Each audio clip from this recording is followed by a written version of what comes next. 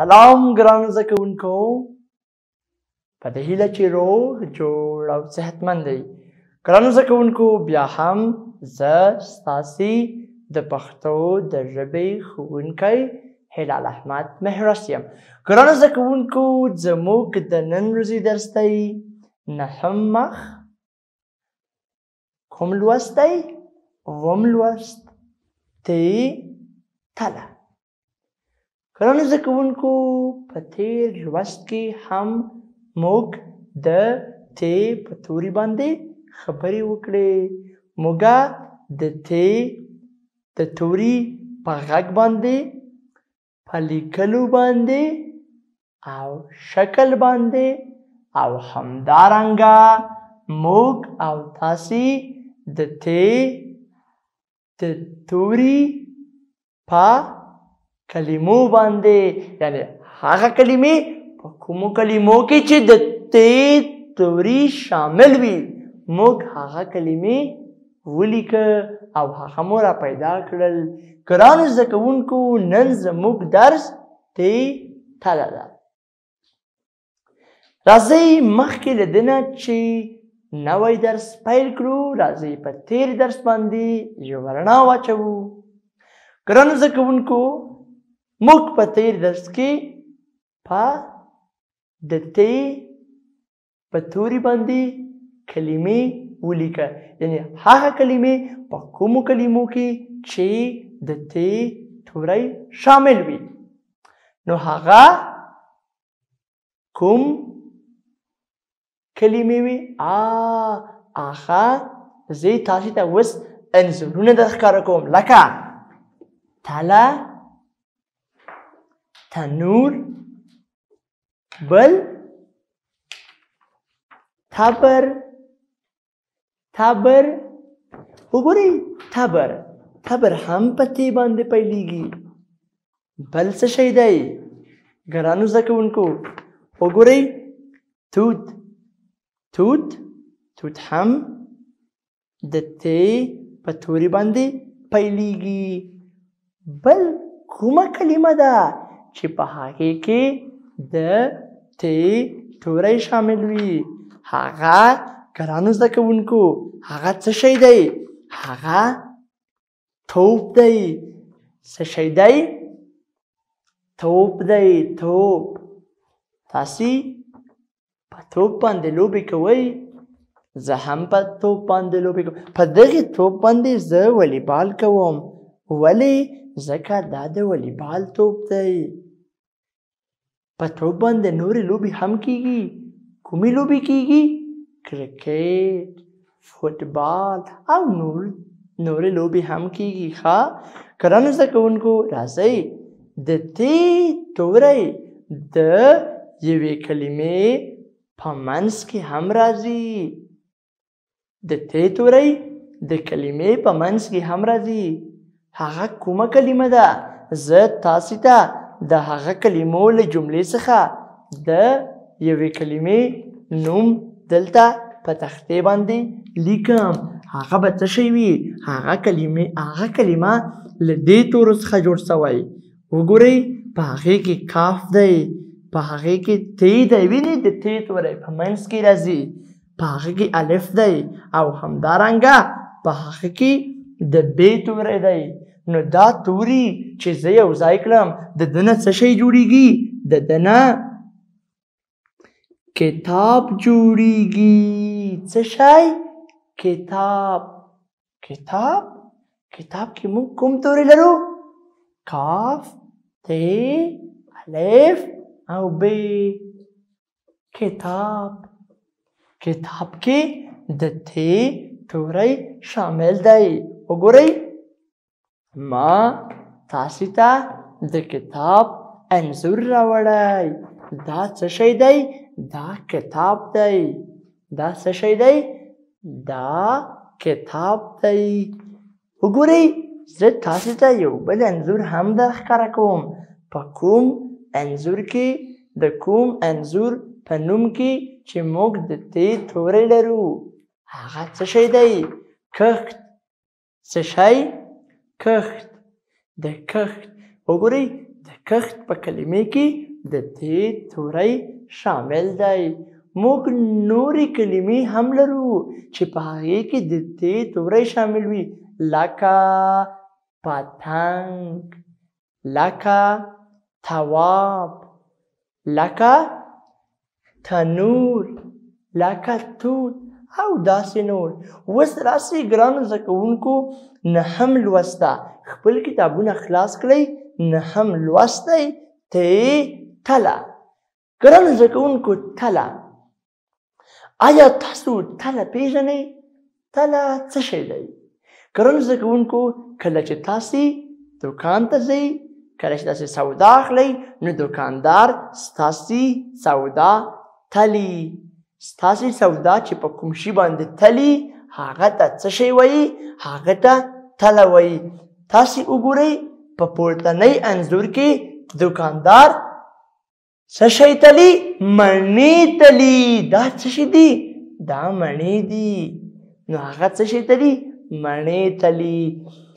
ګرانو زده کوونکو، تله د څه شي لپاره کارول کیږي؟ د سودا یا د شیانو د تللو لپاره. کله چې ونې په تبر پرې کړئ، بیا لرګي د څه لپاره پکارېږي؟ د سوځولو لپاره. د څه لپاره؟ مونږ لرګي چې کله د ونې نه پرې کړو، هغه د سوځولو لپاره پکارېږي. کور چې جوړوو، د کور په جوړولو کې کارول کیږي. او همدارنګه د ډیرو نورو موخو لپاره لرګي په کار وړل کیږي. اوس ګرانو زده کوونکو، راځئ تاسې له ما پسې دغه متن ولولئ. مخکې له دنه چې زه متن ولولم، وګورئ دلته تاسې څو انځورونه وینئ. لومړی انځور تبر دی. لومړی انځور څه دی ګرانو زده کوونکو؟ لومړی انځور تبر دی. تاسې پوهیږئ تبر څه شی دی؟ دا تبر دی. ګرانو زده کوونکو، ګورئ په تبر باندې لوبې مه کوئ ښه. تبر چې مو ولیده، سم ځای کې کښېږدئ. تبر خطرناک دی. په تبر باندې لوبې مه کوئ چې تبر مو زوبلوي. بیا ښه چې تاسې زوبل سئ، بیا زه خفه کېږم. ښه تاسې به په تبر باندې لوبې نه کوئ. ژمنه ده؟ سمه ده، ژمنه ده. ښه آفرین. ګرانو زده کوونکو، همدارنګه موږ په دې انځور کې تله لرو. وګورئ ما تاسې ته د تلې انځور راوړی. دا تله ده. تاسې تله لیدلې؟ چېرته؟ په دکان کې. همدارنګه تاک. تاسې تاک پیژنئ؟ د انګورو تاک. زما انګور ډېر خوښیږي. د په تاک کې څه وي؟ انګور وي. اوس ګرانو زده کوونکو، تاسې له ما پسې دغه متن ولولئ. وګورئ زه یې لولم، تاسې غوږ شئ ښه. تله. دا تله ده. توتیا، توت، تلی. توت تور هم وي. توت تور هم وي. اوس زه یې لولم، تاسې هم راپسې تکرار کړئ. تله. دا تله ده. دا تله ده. توتیا، توت، تلی. توت تور هم وي. ګرانو زده کوونکو، وګورئ په دغې متن کې موږ او تاسې څو کلمې لرو چې په هغه کې د ت توری شامل دی. راځئ هغه کلمې ولیکو. هغه کومې کلمې دي؟ آفرین اوله کلمه په هغه کې د تی کلمه ده. تی او د تی سره چې ده بل د تی سره لام او حی ده. نو دا چې زه یو ځای کړم له ده نه څه شی جوړېږي؟ له ده نه تله جوړېږي. وګورئ بله کومه کلمه ده؟ وګورئ تی واو او بیا تی او بیا یا. دا چې یو ځای کړم له ده نه چې جوړېږي؟ آفرین له ده نه توتیا جوړېږي. بله کلمه له موږ سره توتان دي. وګورئ تو او بیا تان. دا چې یو ځای کړم ګرانو زده کوونکو له ده نه چې جوړېږي؟ توتان. څه شی؟ توتان. نو یوه بله کلمه هم ده. هغه کوم یو دی؟ وګورئ تور. کومه کلمه؟ تور. دا چې یو ځای کړم وګورئ د ده نه چې لاسته راځي؟ تور. نو څو کلمې سوې؟ 4 کلمې. تله، توتیا، توتان او تور.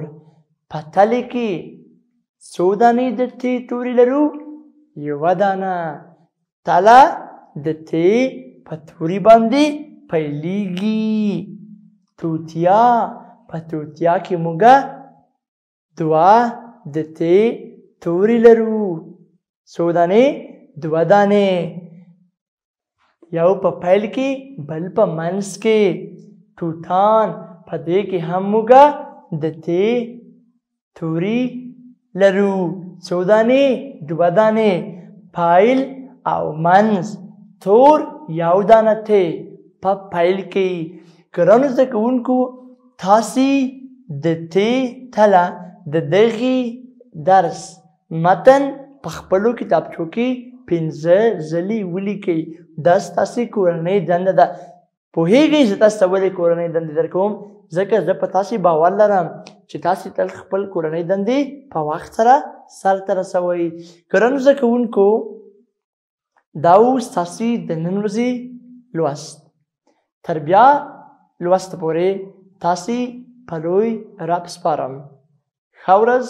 د خدای په امان.